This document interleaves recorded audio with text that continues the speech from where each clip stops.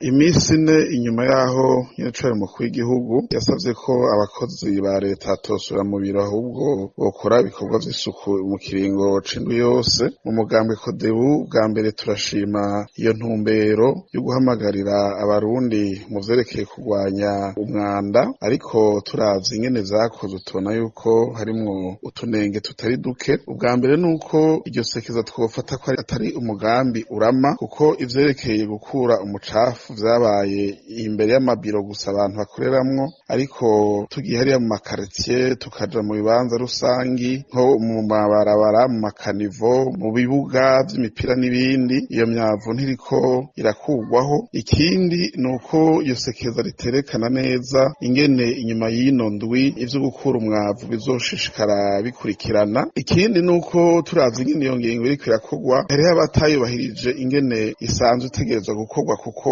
ahenshi abantu barakora bagashikana nka saa tatu saa yine bakaca bagenda mu biro. Ivyo navyo bikaba binyuranye n'itangazo ryari ryashikirijwe na nyiricubahiro umukuru w'igihugu, aho yasaba yuko azosubira mu biro ari uko ari we ababwiye yuko basubirayo. Ivyo rero bikaba bifise ingaruka mbi, kuko bamwe n'abandi bashobora kubona yuko igihagararo n'ijunja umukuru w'igihugu yateza kugira mu gihugu ciwe atariko kimeze, kuko abakozi ba leta hafi nka bose batariko barubahiriza intumbero yatanze. Eka mbere aha twokwibutsa yuko nimba habonetse umwavu mwinshi aha na hariya bitavuye gusamara gusa kw'abakozi ba leta, ariko ahanini vyatumwe nuko za modoka zo muri meri zahora zikura umwavu zitagikora neza kubera ibura ry'igitoro. Urumva ntizishobora gushika hose canke zikora imisi yose.